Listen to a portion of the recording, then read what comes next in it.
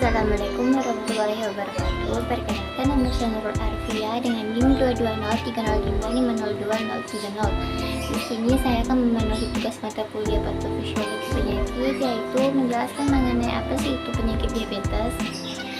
Nah, di sini penyakit diabetes itu merupakan penyakit metabolik yang terjadi ketika terdapat kadar gula yang tinggi pada tubuh namun tidak dapat dipergunakan secara maksimal oleh tubuh, dan diabetes adalah kondisi yang termasuk ke dalam kategori penyakit kronis berbahaya, terutama jika sudah terjadi komplikasi. Penyebab penyakit diabetes yaitu karena gula darah merupakan komponen penting dalam tubuh sebagai sumber energi agar fungsi tubuh lebih maksimal saat beraktivitas.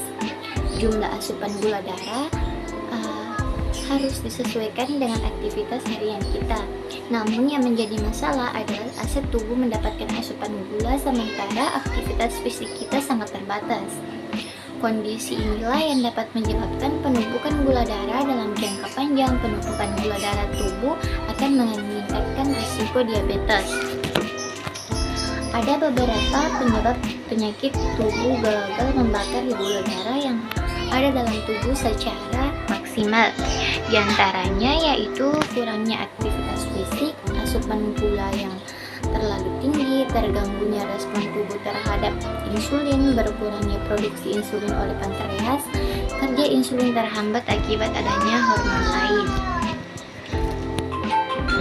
Insulin sendiri merupakan hormon yang dihasilkan tubuh untuk membantu memaksimalkan penyerapan glukosa atau gula ke dalam sel tubuh untuk kemudian diolah menjadi sumber energi, dan kelebihannya akan disimpan sebagai cadangan energi.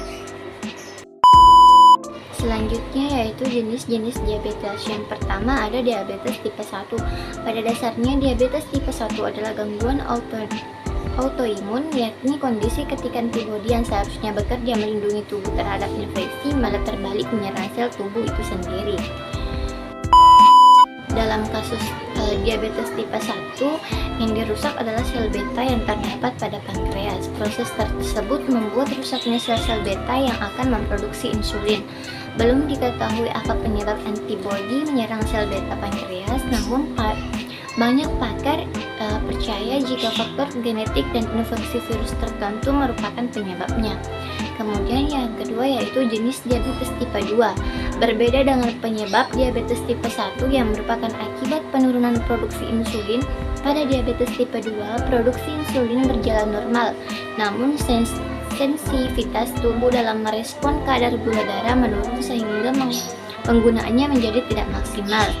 Kemudian yang ketiga yaitu diabetes gestasional. Diabetes ini adalah penyakit diabetes yang umumnya bersifat sementara. Penyakit ini akan menyerang pada ibu hamil dan biasanya akan sembuh sendiri setelah melahirkan.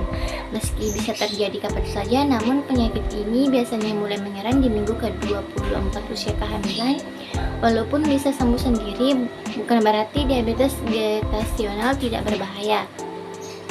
Jika tidak ditangani dengan baik, penyakit ini bisa meningkatkan risiko bayi lahir dengan berat badan berlebihan, kelahiran prematur, atau lahir dengan gula darah rendah atau hipoglikemia. Untuk ibu hamil, diabetes gestasional ini berpotensi menyebabkan komplikasi seperti preeklamsia dan hipertensi. Selain itu, sang ibu pun beresiko terseret diabetes gestasional di kehamilan berikutnya yang dapat meningkatkan potensi terkena diabetes tipe 2 pasca melahirkan. Kemudian selanjutnya yaitu diagnosis dan gejala diabetes. Diabetes adalah penyakit yang muncul serta dengan gejala, meski terkadang baru diketahui setelah melakukan pemeriksaan kadar gula darah. Namun jika ada tanda kelebihan gula darah dapat dilihat dari beberapa kondisi, yaitu sering merasa lelah padahal tidak melakukan aktivitas fisik, sering merasa haus padahal sudah minum cukup air, berat badan turun tanpa sebab yang jelas, diserang rasa lapar yang ekstrim, luka laman atau sulit sembuh, pandangan kabur, sering buang air kecil, dan sering mengalami infeksi termasuk pada kulit, gusi, dan organ intim. Kemudian selanjutnya yaitu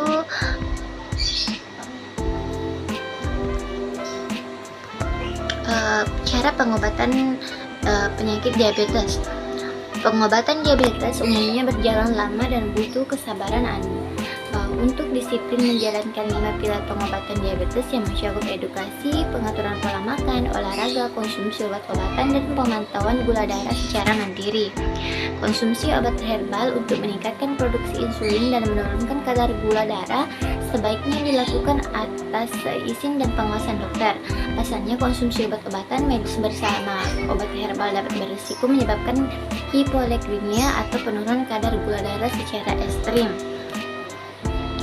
Selain itu, terdapat beberapa obat-obatan herbal yang jika dikonsumsi dalam jangka panjang dan jumlah berlebihan dapat menyebabkan dampak buruk bagi kesehatan, termasuk resiko merusak hati dan ginjal. Sekian dari saya. Assalamualaikum warahmatullahi wabarakatuh.